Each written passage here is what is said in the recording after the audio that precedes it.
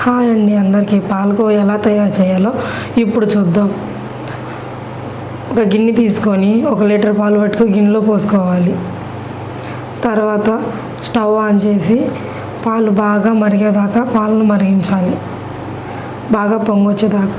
పాలకోవా ఇలా తయారు చేస్తే చాలా స్మూత్గా బాగుంటుంది, అందరు తినడానికి బాగుంటుంది. పొంగొచ్చాక గిన్నెతో కలుపుతూ తిప్పుతూ ఉండాలి, లేకపోతే అడుగంటికి పోతుంది. తిప్పుతూ చుట్టూరు తిప్పుతా పాలని బాగా మరిగించుకుంటూ ఉండాలి. లీటర్ పాలు 1/2 లీటర్ అయ్యేదాకా మరిగిస్తూనే ఉండాలి. పాలు బాగా కాస్త అంతా స్మూత్గా వచ్చేలాగా తిప్పుతూ ఉండాలి. పాలు తిప్పుతూ ఉంటే అది పొంగుతూ ఉంటుంది. పాలు పొంగుతున్నప్పుడు తిప్పుతూ ఉండాలి.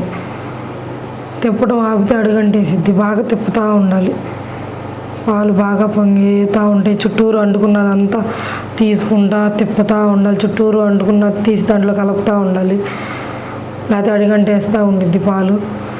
మనం ఎంత బాగా తిప్పుకుంటే అంత స్మూత్గా వచ్చేది పాలకోవా. అంతా తిప్పుకుంటూ గెంటుతో సైడ్లు గీరుతూ ఉండాలి. పాలు అంటుకుపోయింది అంతా గీరుతూ ఉండాలి. పాలు బాగా తిప్పుతూ ఉండాలి. మనకు స్మూత్గా పాలకోవా రావాలంటే బాగా తిప్పుతూ ఉండాలి. బాగా 1/2 లీటర్ పాలు అయ్యాక బాగా తిప్పుతూ ఉండాలి. దాంట్లో 1 కప్పు దాకా పంచదార వేయాలి. 1 కప్పు పంచదార వేసి ఆ పంచదార కరిగేదాకా తిప్పుతూ ఉండాలి. ఆ పంచదార కరిగి పాలకోవా రెడీ అయ్యేదాకా మనం తిప్పుతూ ఉండాలి. దాన్ని అక్కడ అడుగంటనీయకూడదు.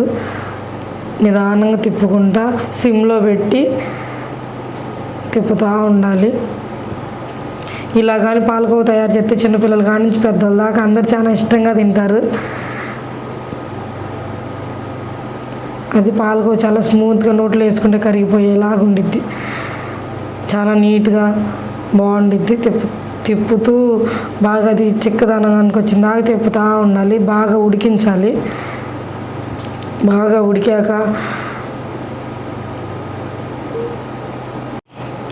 కలుపుతూ ఉంటే పాలకోవా బాగా స్వీట్గా తయారైద్ది. చిన్నోళ్ళు పెద్దోళ్ళు బాగా ఇష్టంగా తినడానికి టేస్టీ అండ్ స్మూత్గా తయారైన పాలకోవా రెడీ అయిపోతుంది.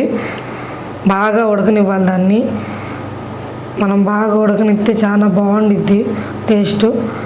అందరు నిమ్మకాయ పిండుతారు కానీ పుల్లగా వచ్చింది, కొంతమందికి కుదరదు. నిమ్మకాయ పిండకుండా కూడా బాగా చేయొచ్చు, చాలా బాగుండిద్ది టేస్ట్గా. నేను అదే చేసి చూపిస్తున్నాను. ఇలా ఇంట్లో ట్రై చేయండి, చాలా బాగుండిద్ది. ఇలా ట్రై చేసి ఒక్కసారి మీ పిల్లలకు కానీ మీ హస్బెండ్కి కానీ పెట్టండి, చాలా ఇష్టంగా తింటారు. చాలా చాలా బాగుండిద్ది. అది పాకం రెడీ అయిపోయింది. మనం ఇంకా దీన్ని బౌల్లోకి సర్వ్ చేయటమే. గ్యాస్ ఆపేసి బౌల్లోకి సర్వ్ చేసి తినటమే. చాలా టేస్టీగా ఉండిద్ది. పాలకోవా ఎలా తయారు చేయాలో చూశారుగా మీరు. చాలా టేస్టీగా ఉండిద్ది. ఇంకా బౌల్లోకి తీసేసుకుందాం. చాలా రుచికరమైన పాలకోవా రెడీ అయిపోయింది.